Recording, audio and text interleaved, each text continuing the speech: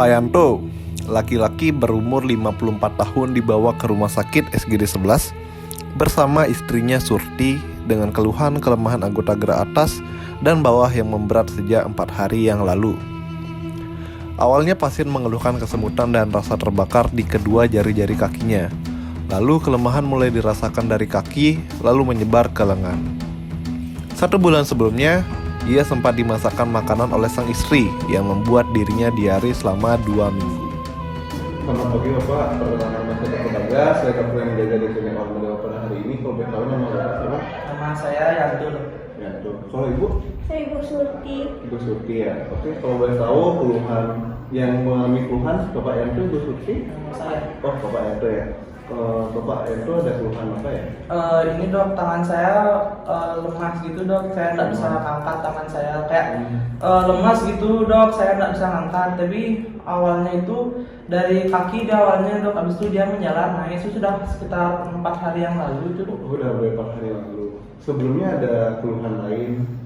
Ya sebelumnya saya sempat kena diaris beberapa bulan yang lalu. Terus tiba-tiba langsung lemah gitu, diawali dari kaki awalnya dok, habis itu dia menjalar naik sampai ke atas gitu dokter.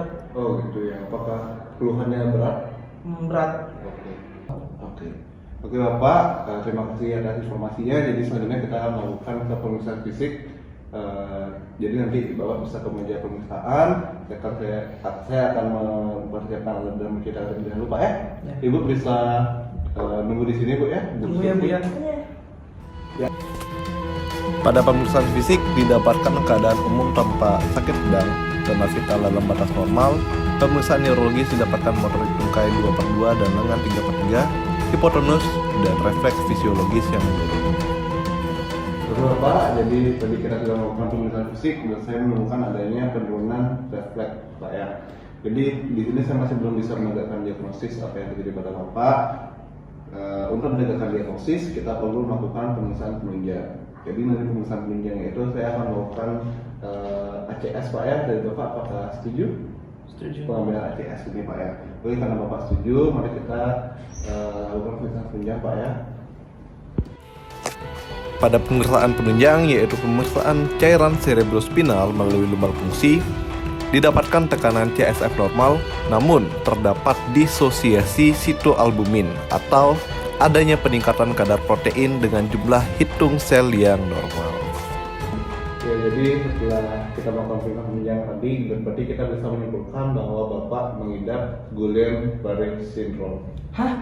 Guillain-Barré syndrome? Apa itu dok? Jadi Guillain-Barré syndrome itu adalah Guillain-Barré syndrome atau GBS adalah penyakit gangguan imun atau autoimun di mana sistem imun merusak saraf intinya sendiri. GBS seringkali dipicu kemunculannya oleh infeksi bakteri maupun virus seperti Campylobacter jejuni, Epstein-Barr virus dan juga Cytomegalovirus. ya, jadi seperti itu Pak. Apakah dari Bapak sudah mengerti Pak? Apa tadi dok? Kok bisa kena apa Guillain-Barré syndrome itu? Oh gitu. Jadi faktor risiko terjadinya Guillain-Barré syndrome itu adalah Untuk faktor risiko dari penyakit GBS atau Guillain-Barré syndrome, yang pertama adalah karena usia dan juga jenis kelamin yang didapatkan lebih banyak pria yang terkena dibandingkan wanita.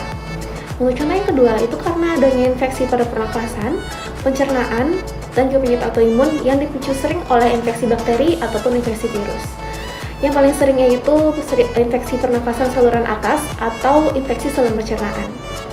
Lalu pada penyakit utama, penyakit autoimun dan juga Guillain-Barré syndrome itu disebabkan karena respon imun yang menyimpang terhadap suatu infeksi pada sistem saraf perifer. ya, jadi seperti itu Bu. Dari itu udah jelas. Gejalanya apa ya? Gejala Guillain-Barré syndrome atau GBS itu dapat bervariasi, tetapi gejala umum yang biasanya muncul itu termasuk yang pertama adalah lemah otot yang dimulai dari kaki dan menjalar hingga ke atas bagian tubuh.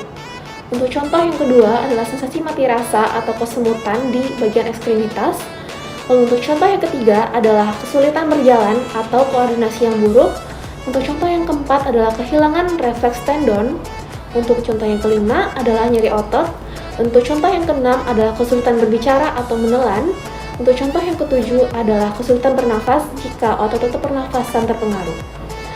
Tapi gejala GBS atau Guillain-Barré syndrome dapat berkembang dengan cepat selama beberapa hari hingga beberapa minggu. Ya, jadi seperti itu Bu. Nah, terus dok, sekarang penanganannya bagaimana ya dok? Apakah itu sulit untuk ditangani dok? Nah, jadi untuk penanganan dari Guillain-Barré syndrome itu adalah Penanganan GBS diberikan dengan 3 cara. Yang pertama, pemberian plasmaparesis yang diberikan 5 kali selama 10-14 hari, dilakukan dalam 4 minggu setelah gejala muncul. Lalu yang kedua, dilakukan pemberian intravenous imunoglobulin yang diberikan 5 hari berturut-turut dalam 2 minggu pertama, dan terapi ini dia lebih aman dan juga efektif daripada plasmaparesis. Lalu yang ketiga adalah pemberian obat simptomatik sesuai dengan gejala yang muncul pada pasien.